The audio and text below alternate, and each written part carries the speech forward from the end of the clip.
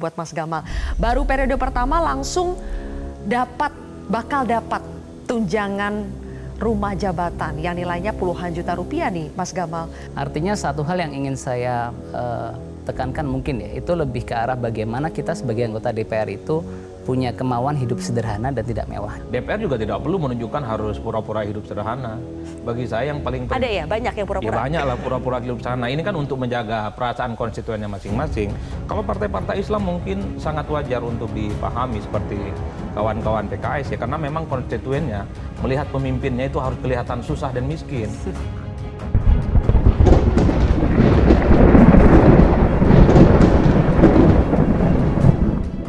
Assalamualaikum warahmatullahi wabarakatuh, ikhwan wa akhwat fillah. Pada beberapa hari yang lalu ada perbincangan yang cukup menarik ya, di mana Metro TV mengangkat tema tentang di mana anggota DPR baru itu akan mendapatkan tunjangan sebagai pengganti rumah dinas yang tidak akan lagi ditempati oleh anggota dewan. Nah, hal ini sangat menarik karena memang mengundang beberapa sosok yang bisa dikatakan vokal dan juga sosok-sosok yang dianggap bersih gitu. Nah, bagaimana perbincangannya? Mari kita simak videonya berikut ini. Buat Mas Gamal, baru periode pertama langsung bakal dapat tunjangan rumah jabatan yang nilainya puluhan juta rupiah nih Mas Gamal. Seneng nggak? Atau sebenarnya lebih pengen merasakan rumah jabatan anggota DPR dibandingkan dapat tunjangan puluhan juta rupiah itu? Pertama, saya apresiasi diskursus publik kita hari ini ya, menunjukkan DPR kan lebih transparan dan akuntabel. Jadi dengan demikian masyarakat bisa lebih memahami apa yang terjadi, bagaimana dana rakyat itu dibelanjakan, kemana dan lain sebagainya. Jadi saya pikir itu satu hal yang positif. Lalu yang kedua, jadi sebagai gambaran ya, 4 hari lalu ada seorang bayi namanya Hairileah, dia sakit dari daerah Riau. Jakarta dijemput oleh Pak Syahrul Aidi Mazat. Beliau salah seorang anggota DPR dan beliau punya program selama 5 tahun terakhir.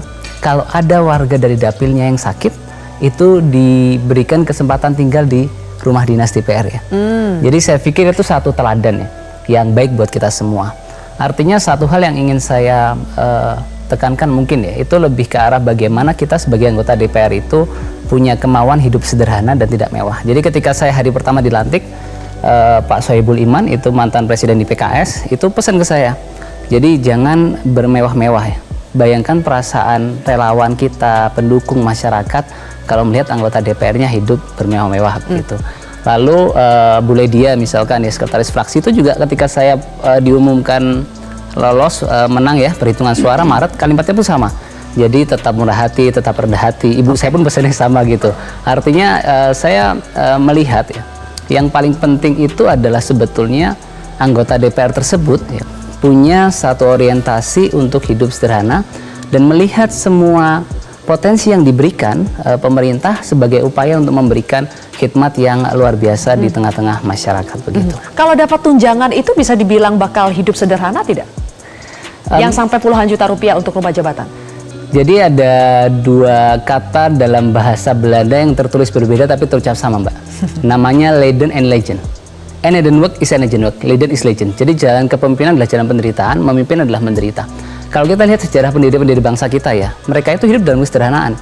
Jenderal Hugeng meninggalkan rumah dinasnya di Jalan Patimura, pindah ke rumah sederhana di Jalan Madura, Jakarta Pusat. Baik. Muhammad Hatta tidak bisa membeli sepatu beli impiannya. Lalu kita Muhammad Natsir ya, pakai jas tambal dan mengayuh sepeda ontel ke rumah kontrakannya. Kiai Haji Agus Salim itu tinggal dengan istri dan 8 orang anak, bayangkan, dalam satu kamar dan berjualan minyak tanah untuk menghidupi keluarganya. Sehingga jawaban untuk pertanyaan saya ingin sampaikan adalah mereka memberikan pesan kepada kita, generasi muda, untuk hidup dalam kesederhanaan. Artinya apa sih?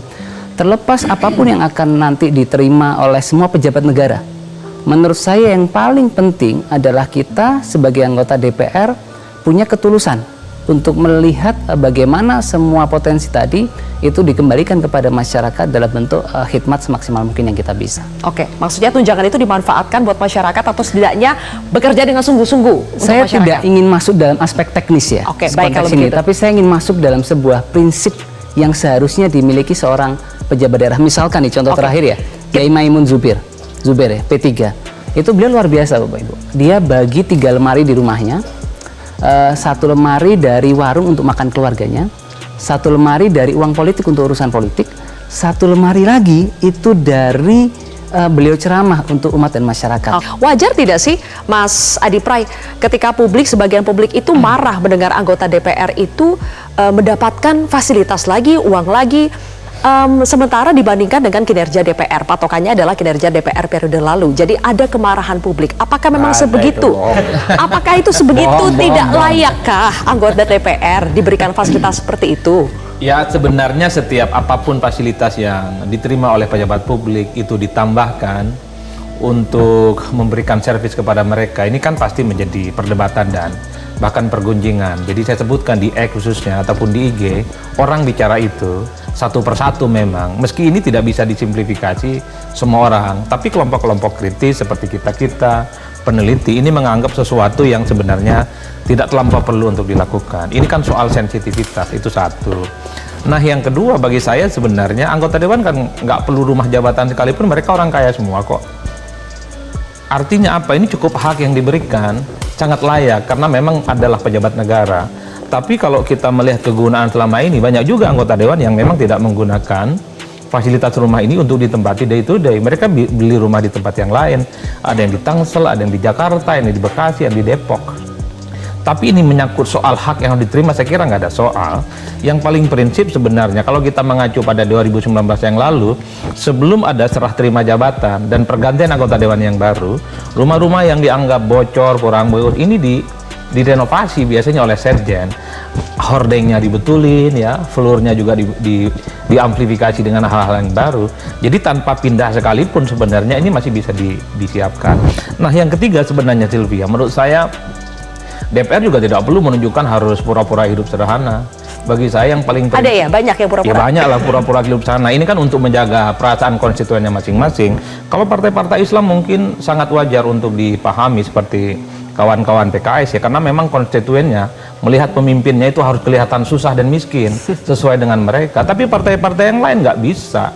Memang banyak pemilih mereka itu yang ingin kelihatan anggota dewannya itu mentereng dan keren, kemana-mana pakai jas, mobilnya bagus, itu nggak ada salah. Yang bagi saya yang secara prinsip adalah bagaimana keputusan yang nantinya akan dikeluarkan oleh DPR itu yang merakyat. Untuk apa kelihatan sederhana tapi keputusannya itu justru bertentangan dengan rakyat. Itu yang menurut saya, untuk apa kelihatan ke DPR itu naik angkot, naik ojek, kemudian apa transportasi umum, kalau dia kemudian tidak menyetujui kebutuhan yang pro rakyat. Ya itulah tadi, bisa dibilang bukan perdebatan ya, tapi saling, menyanggah gitu loh, di mana di sini ada perkataan atau mungkin ceramah ya, dari, anggota dewan dari PKS yaitu Bung Gamal, yang menyebutkan kalau memang dia memberikan contoh beberapa pendahulu-pendahulunya yang hidup dengan sederhana. Dan hal ini ditampik oleh bahkan bisa dibilang Bung Adi Prayitno memberikan tamparan pedas ya kepada Bung Gamal. Di mana beliau mengatakan bahwa anggota DPR ini nggak usah sok-sok miskin, sok-sok peduli, dan sok-sok sederhana. Karena memang pada kenyataannya anggota DPR itu tuh orang-orang kaya semua. Sehingga kalau hal tersebut bisa dibilang hanya akan menjadi topeng kepada para pemilihnya untuk melihat junjungannya itu yang ternyata hidup susah dan hidup sederhana. Dan hal ini tentu saja tidak, sangat berbanding terbalik ya. Ketika pada saat, PKS itu mendapatkan kedudukan atau mendapatkan jabatan menteri, yang ternyata, yang kita tahu mereka juga korupsi gitu loh. Jadi bisa dikatakan kalau, statement yang selama ini diberikan oleh para anggota-anggota dewan dari PKS, ya sampai dengan saat ini belum terbukti bahwa mereka itu lebih baik, lebih sederhana, atau ya lebih suci lah dibandingin anggota-anggota dewan lainnya. Karena di saat mereka juga mendapatkan jabatan, ya mereka juga melakukan kesalahan. Ya tentu saja karena mereka juga manusia gitu ya. Nah hal inilah sepertinya yang ingin diberikan, semacam kayak apa ya, penyegaran lah gitu dari Bung Adi Prayitno, kalau memang yang anggota dewan itu ya seperti apa adanya aja. Memang mereka harus menggunakan mobil-mobil yang bagus, baju-baju yang keren, kehidupan yang necis.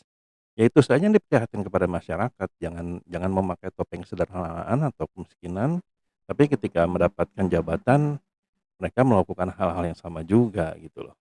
Nah gimana menurut teman-teman semua? Apakah sependapat dengan Adi Pray ataukah sependapat dengan Bung Gamal? Silakan tuliskan di kolom komentar ya. Nah, sampai di sini dulu ADN Project. Bila memang kami ada salah kata, kami mohon maaf. Wabillahi taufiq wal hidayah. Wassalamualaikum warahmatullahi wabarakatuh.